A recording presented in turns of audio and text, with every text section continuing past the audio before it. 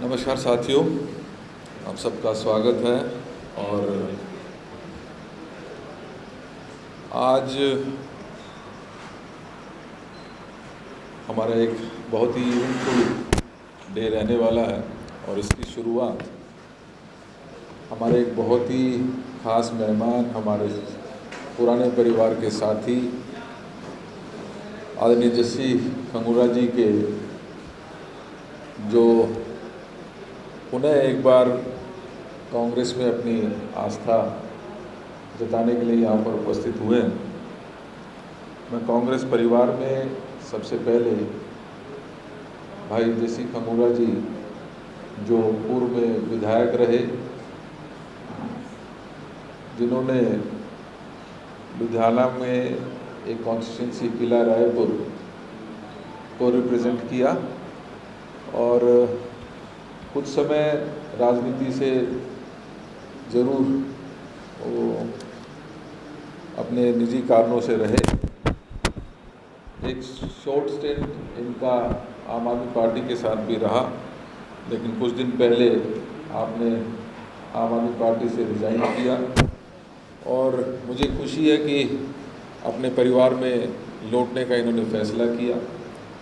और मुझे इससे पूरी उम्मीद है कि जिस तरीके से कांग्रेस परिवार लगातार बढ़ता जा रहा है, पुराने साथी उन्हें एक बार कांग्रेस में अपनी आस्था जता रहे हैं, उसी क्रम में जस्सी साहब का जो पॉलिटिकल एक्यूमेन है, जो उनकी खासियतें हैं, निश्चित ही आने वाले समय में और मौजूदा जो हमारे चुनाव हैं उसमें एक महत्वपूर्ण रोल आदरणीय खंगूरा साहब का रहेगा।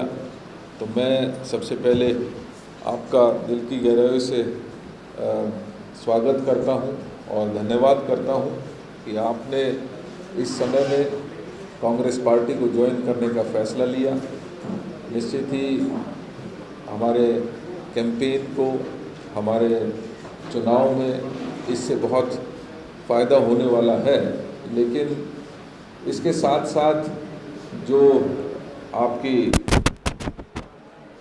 एक पुराना परिवार होने के नाते एक बहुत ही लर्नड फैमिली, जिनका हमेशा समाज में कुछ ना कुछ करने के लिए हमेशा योगदान रहा है, निश्चित ही आने वाले समय में भी कांग्रेस को आपसे भरपूर मदद और मजबूती मिलने का काम होगा। तो मैं आपको फॉर्मली इस मौके पर सबसे पहले मैं आपका स्वागत करना चाहूँगा और फिर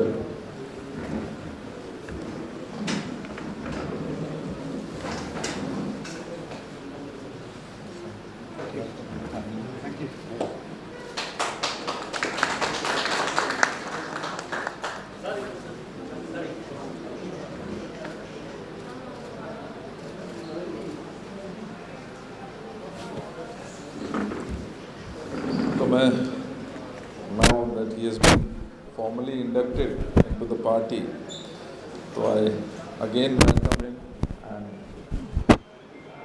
would like to thank Mr. Khangura for this. आगे आप खंगूरा साहब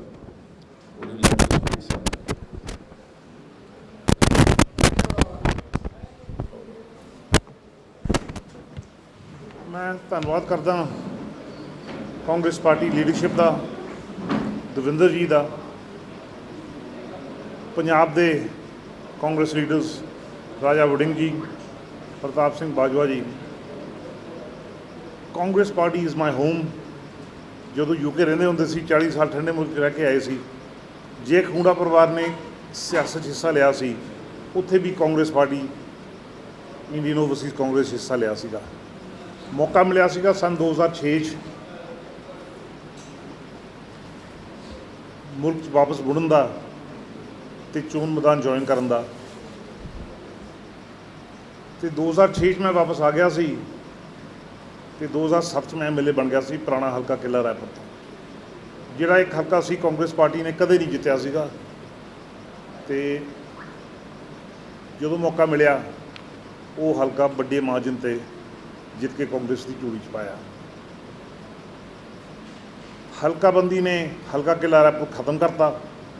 किला रायपुर के पिंड 3-4 ਹਲਕਿਆਂ 'ਚ ਵੰਡੇ ਗਏ ਸੀਗੇ ਤੇ ਉਹ 2007 ਦੀ ਸਕਸੈਸ ਮੈਂ 2012 'ਚ ਰਿਪੀਟ ਕਰ ਨਹੀਂ ਸਕਿਆ। 2022 'ਚ ਕੁਛ ਕਾਰਨ ਮੈਂ ਕਾਂਗਰਸ ਪਾਰਟੀ ਛੱਡ ਕੇ ਆਪ ਪਾਰਟੀ ਜੁਆਇਨ ਕਰ ਲਈ ਸੀ। ਮੇਰਾ 2 ਸਾਲ ਦਾ ਐਕਸਪੀਰੀਅੰਸ ਇੱਕ ਬੜਾ ਡਿਸਅਪੋਇੰਟਿੰਗ ਐਕਸਪੀਰੀਅੰਸ ਸੀਗਾ।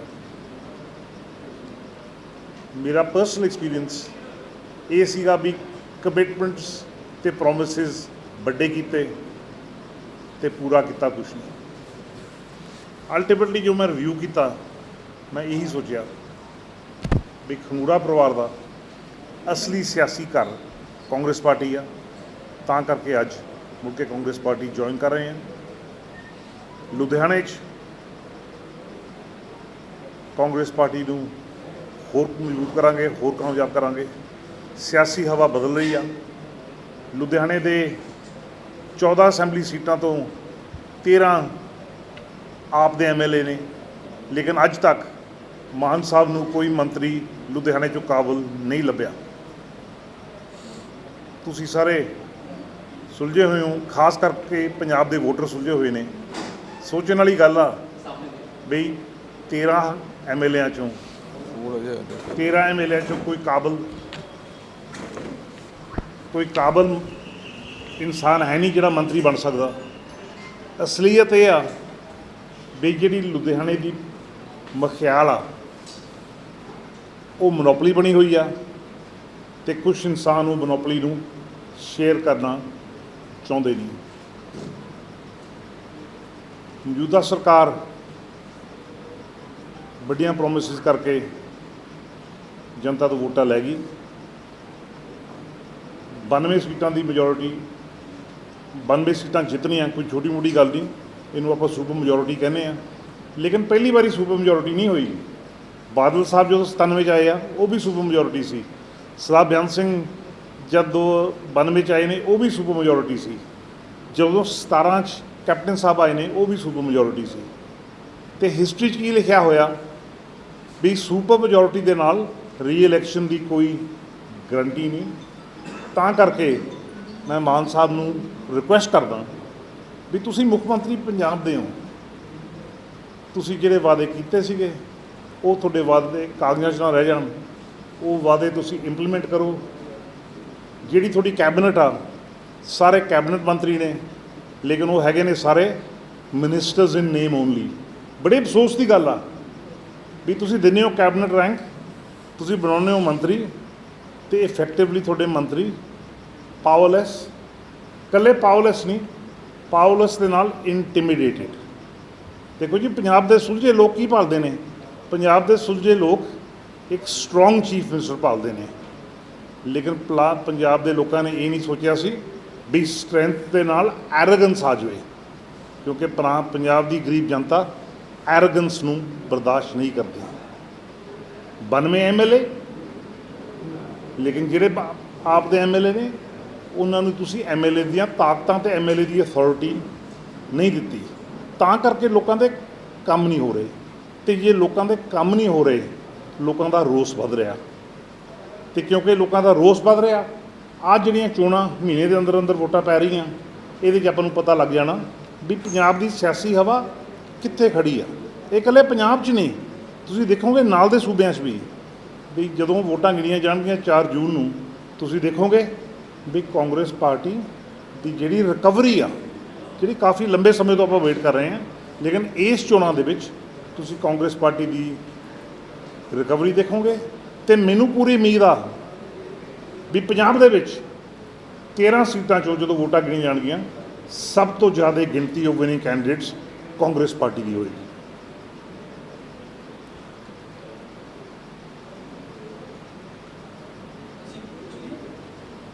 ਹਾਂਜੀ, ਡਨ।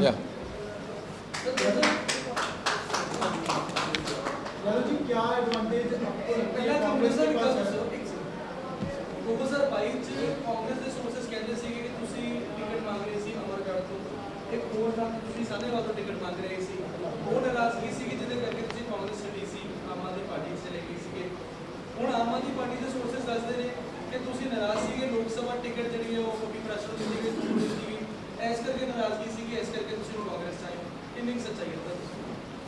ਦੇਖੋ, ਮੈਨੂੰ ਕੋਈ ਟਿਕਟ ਦਾ ਲਾਲਚ ਨਹੀਂ, ਮੈਨੂੰ ਕੋਈ ਤਾਕਤ ਦੀ ਲਾਲਚ ਨਹੀਂ। ਮੈਂ ਤਾਂ ਕਾਂਗਰਸ ਪਾਰਟੀ ਦੀ ਜਿਹੜੀ ਆਈਡੀਓਲੋਜੀ ਆ ਉਹਨੂੰ ਫੋਲੋ ਕਰਦਾ। ਗਲਤੀ ਹੋ ਗਈ, 2 ਸਾਲ ਪਹਿਲਾਂ ਛੱਡ ਕੇ ਆਪ ਚਲੇ ਗਏ ਸੀਗੇ। ਭਾਵੇਂ ਕਾਂਗਰਸ ਪਾਰਟੀ ਮੈਨੂੰ ਮੁੜ ਕੇ ਇਲੈਕਸ਼ਨ ਲੜਾਵੇ ਜਾਂ ਨਾ ਲੜਾਵੇ, ਮੇਰੀ ਸੋਚ ਕਾਂਗਰਸੀ ਆ, ਮੇਰੀ ਸੋਚ ਸੈਕੂਲਰ ਆ। ਜਦੋਂ ਮੈਂ ਯੂਕੇ 'ਚ ਹੁੰਦਾ ਸੀਗਾ, ਕਾਂਗਰਸ ਦੇ ਨਾਲ ਖੜੇ ਸੀ ਅਤੇ ਉੱਥੇ ਦੀ ਲੇਬਰ ਪਾਰਟੀ ਦੇ ਨਾਲ ਖੜੇ ਸੀਗੇ। ਅਤੇ ਜਿਹੜੀ ਸੋਸ਼ਲਿਸਟ ਸੈਕੂਲਰ ਸੋਚ ਹੈਗੀ ਆ, ਜਿਹਦੇ ਨਾਲ ਅਸੀਂ ਜੰਮੇ ਆ, ਜਿਨ੍ਹਾਂ ਨਾਲ ਅਸੀਂ ਯੂਨੀਵਰਸਿਟੀ ਦੇ ਵਿੱਚ ਪੋਲੀਟਿਕਸ ਡਿਬੇਟ ਕੀਤੀ ਆ, ਉਹ ਮੈਂ ਛੱਡ ਨਹੀਂ ਸਕਦਾ। ਤੇ ਹੁਣ ਕਾਰਨ ਕੀ ਰਹੇ ਨੇ ਆਮ ਆਦਮੀ ਪਾਰਟੀ ਨੂੰ ਛੱਡਣ ਦੇ? ਮੈਨੂੰ ਆਸ ਸੀਗੀ ਵੀ ਆਮ ਆਦਮੀ ਪਾਰਟੀ ਦੀ ਜਿਹੜੀ ਸਰਕਾਰ ਆ, ਇਹ ਇੱਕ ਐਕੁਇਟੇਬਲ ਸਰਕਾਰ ਹੋਊਗੀ। ਮੈਨੂੰ ਇਹ ਨਹੀਂ ਪਤਾ ਸੀਗਾ ਵੀ ਇਹ ਇੱਕ ਡਿਕਟੇਟੋਰੀਅਲ ਗਵਰਨਮੈਂਟ ਹੋਊਗੀ। Strong government is good, dictatorial government is not good. ਦੇਖੋ, ਤੁਹਾਡੇ ਬੜੇ ਕਾਬਲ ਮੰਤਰੀ ਨੇ। ਜਿਹੜਾ ਮੰਤਰੀ ਕੰਮ ਕਰਦਾ, ਤੁਸੀਂ ਉਹਦੀ ਪੋਰਟਫੋਲੀਓ ਖੋਲ੍ਹ ਲੈਂਦੇ ਹੋ, ਤੁਸੀਂ ਪੋਰਟਫੋਲੀਓ ਚੇਂਜ ਕਰ ਦਿੰਦੇ ਹੋ। ਤੁਸੀਂ ਕੋਈ ਵੀ ਇੰਸਟੀਟਿਊਸ਼ਨ ਕਾਮਯਾਬ ਕਰਨੀ ਆ, ਭਾਵੇਂ ਉਹ ਕੰਪਨੀ ਆ, ਭਾਵੇਂ ਉਹ NGO ਆ, ਭਾਵੇਂ ਉਹ ਪੋਲੀਟੀਕਲ ਪਾਰਟੀ ਆ, ਤੁਹਾਨੂੰ ਦੇਖਣਾ ਚਾਹੀਦਾ ਵੀ ਜੋ ਮੇਰੇ ਆਪ ਦੇ ਸਟਰੈਂਥ ਨੇ, ਜੇ ਮੈਂ ਲੀਡਰ ਹਾਂ, ਮੇਰੇ ਨਾਲ ਤਗੜੇ ਤੋਂ ਤਗੜੇ ਮੋਸਟ ਕੇਪੇਬਲ ਇੰਡੀਵਿਜੂਅਲ ਚਾਹੀਦੇ ਨੇ। ਤੁਸੀਂ ਗੱਲ ਕਰ ਰਹੇ ਹੋ ਕਿ ਵਧੀਆ ਕੋਈ ਕੰਮ ਕਰਦਾ ਹੈ, ਕੋਈ ਇਹੋ ਜਿਹਾ ਮਿਨਿਸਟਰ ਲੱਗਿਆ ਹੋਰ ਵੀ ਜਿਹੜਾ ਵਧੀਆ ਕੰਮ ਕਰਦਾ? ਦੇਖੋ ਜੀ, ਮੈਂ ਇੰਡੀਵਿਜੂਅਲ ਨੇਮਸ ਨਹੀਂ ਪੈਣਾ ਚਾਹੁੰਦਾ, ਕਿਉਂ ਦੇਖੋ, ਜਦੋਂ ਤੁਸੀਂ ਨੇਮਸ ਲੈਣ ਲੱਗ ਜਾਂਦੇ ਹੋ, ਤੁਸੀਂ ਉਹਨੂੰ ਫਿਰ ਪਰਸਨਲਾਈਜ਼ ਕਰ ਦਿੰਦੇ ਹੋ। ਲੇਕਿਨ ਰਿਐਲਿਟੀ ਇਹ ਆ ਵੀ ਇਸ ਸਰਕਾਰ ਦੇ ਵਿੱਚ ਕੇਪੇਬਲ ਮਿਨਿਸਟਰਸ ਹੈਗੇ ਨੇ, ਜਿਹੜੇ ਮਿਨਿਸਟਰਸ ਇਨ ਨੇਮ ਓਨਲੀ ਆ, ਅਤੇ ਜਿਹੜਾ ਕੋਈ ਮਾੜਾ ਮੋਟਾ ਚੱਜ ਦਾ ਕੰਮ ਕਰਨ ਲੱਗਦਾ ਉਹਨੂੰ ਪਾਸੇ ਕਰ ਦਿੰਦੇ ਆ, ਪੋਰਟਫੋਲੀਓ ਬਦਲ ਦਿੰਦੇ ਨੇ। And that is not good, that is not good for Punjab and that is bad for the ordinary Punjabi. क्या प्लस पॉइंट कांग्रेस का आपको लगता है, जैसे जस्सी जी ने आज ज्वाइन किया, क्योंकि दलजीत बिट्टू गए या दलजीत गोल्डी गए तो कांग्रेस में उसे धोखेबाज लगता है, तो जो आम आदमी पार्टी से या दूसरी पार्टियों से कांग्रेस में आ गए, उसको आप धोखेबाजी मानते हो या कांग्रेस की उपलब्धि मानते हो? देखिए, स्पष्ट करना चाहता हूँ कि जैसा कि जस्सी जी ने बहुत स्पष्ट शब्दों में कहा, एक बदलाव की लहर थी 2022 में। बहुत सी उम्मीदें थी कि कुछ नए लोग आएंगे, कुछ अच्छा काम करेंगे, पंजाब को मजबूत करने का काम करेंगे।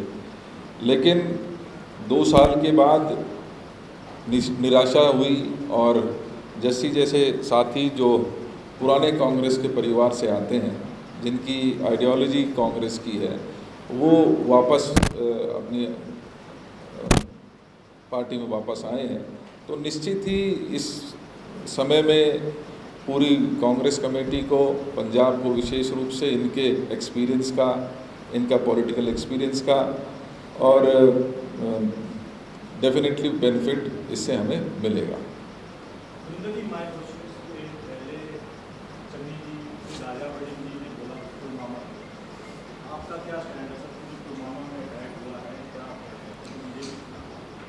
देखिए, मैं स्पष्ट करना चाहता हूँ कि कुछ चीज़ें ये मौजूदा सरकार के समय में निश्चित ही इस तरीके के अटैक्स बढ़े हैं, और क्योंकि इनकी प्रॉपर इन्वेस्टिगेशन आज तक नहीं हो पाई, इतने साल बीतने के बाद भी, तो सवालों के घेरे में मौजूदा सरकार आएगी।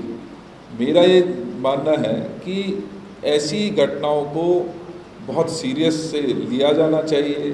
ये नेशनल सिक्योरिटी की बात है और नेशनल सिक्योरिटी के ऊपर कोई कॉम्प्रोमाइज़ नहीं होना चाहिए। तो निश्चित ही ये सरकार उस घेरे में रहेगी, और जब तक कल्प्रिट्स को सामने नहीं लाया जाता तब तक इस सरकार के ऊपर क्वेश्चन मार्क रहेगा। सॉरी, मैंने कहा जो मेरे सोच है, मैंने आप बिन वेरी क्लियर।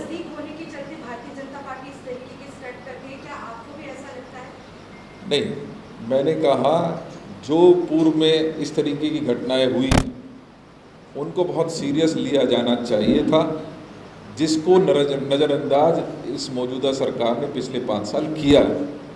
ऐसी कोई भी घटना पूरे देश के लिए शर्मनाक है, पूरे देश के लिए उसमें नुकसान है। तो मैं यही कहूँगा कि इन चीज़ों का विशेष रूप से मौजूदा सरकार को ध्यान रखना चाहिए। जो है उनकी एक स्टेटमेंट आई है जो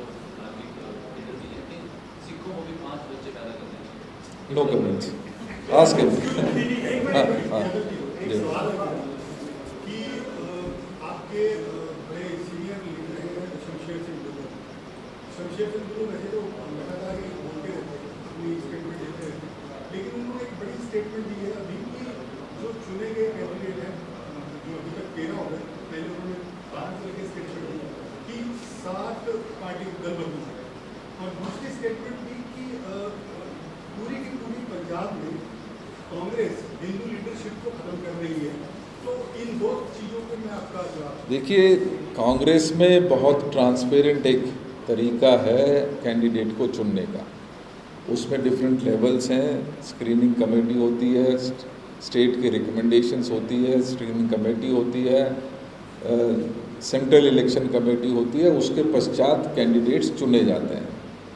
जहाँ तक टर्न कोड्स की बात सामने आई है, तो मैं स्पष्ट कर देना चाहता हूँ कि जो हमारे पुराने साथी हैं जिन्होंने पहले कांग्रेस की में आस्था अपनी जताई है, आज ज़्यादातर हमारे साथी मजबूती के साथ अपने चुनाव को लड़ रहे हैं।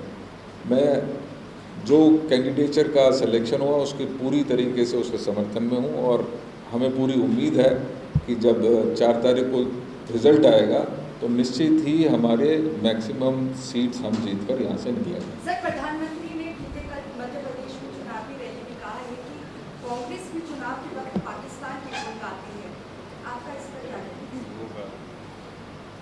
देखिए, ये छटपटाहट है भारतीय जनता पार्टी की।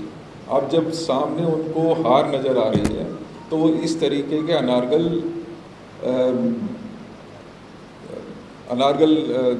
एक्यूजिशंस, ये लगातार इनकी आदत है। चुनाव में माहौल बिगड़ना नहीं चाहिए, हम सब का ये मानना है। हम सब एक सेक्युलर देश में रहते हैं, हम सब चाहे धर्मों को बराबर का दर्जा देने का काम करते हैं। हम अपनी पॉलिसी से किसी भी तरीके से हटने वाले नहीं। आप ऑलरेडी सवाल एक है कि कांग्रेस इस बार पहली बार है कि कितनी कम सीटों पर चुनाव लड़ रही है, पूरे 545 सीटें हैं, अलायंस है, कुछ है। क्या इसका असर आपको लगता है आने वाले कांग्रेस की राजनीति पर पड़ेगा और पूरा जो गठबंधन की राजनीति है उस पर पड़ेगा? देखिए, आज देश एक मुश्किल समय से गुजर रहा है। पिछले 10 साल लगातार एनडीए की सरकार रही है। बड़ी उम्मीदों के साथ इस सरकार को चुना था, लोगों ने अपना विश्वास जताया था। आज जिस तरीके से सरकारी एजेंसियों को बंधक बनाकर चुनाव लड़ा जाता है और लगातार कोशिश की जा रही है कि जो भी व्यक्ति सरकार के खिलाफ बोलता है, अपनी आवाज़ बुलंद करता है, उसको कहीं ना कहीं प्रताड़ित करने का काम लगातार ये सरकार कर रही है। ऐसे समय में बहुत ज़रूरी था कि इंडिया गठबंधन हो, और इंडिया गठबंधन के तहत आज जितनी भी सीट शेयरिंग में कांग्रेस को सीट मिली है, इसके साथ साथ जो भी हमारे गठबंधन के साथी हैं उनको जो सीटें मिली हैं, मुझे पूरी उम्मीद है 4 तारीख को हम एक अच्छी मजबूत सरकार इंडिया गठबंधन की बनाने जा रहे हैं।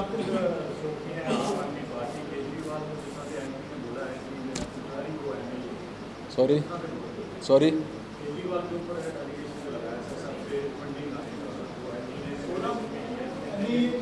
देखिए, हमारा स्पष्ट है, कांग्रेस पार्टी गठबंधन में ज़रूर है, लेकिन कांग्रेस पार्टी की प्रायोरिटीज़ क्लियर है। हम अपनी 5 गारंटीज़ के ऊपर अपना चुनाव लड़ रहे हैं, और 5 गारंटियों के साथ, जिसमें युवाओं के लिए रोजगार की बात है, जिसमें महिलाओं के सम्मान की बात है, जिसमें मज़दूरों की बात है, जिसमें किसानों की बात है, जिसमें जाति जनगणना की बात है, हम उन 5 मुद्दों पर चुनाव लड़ रहे हैं। ये एक्विजिशंस लगातार लगते रहेंगे। सरकार का काम है, वो सरकार उसके ऊपर जो भी एक्शन बनता है वो लेगी। I have clearly mentioned the statement what All India Congress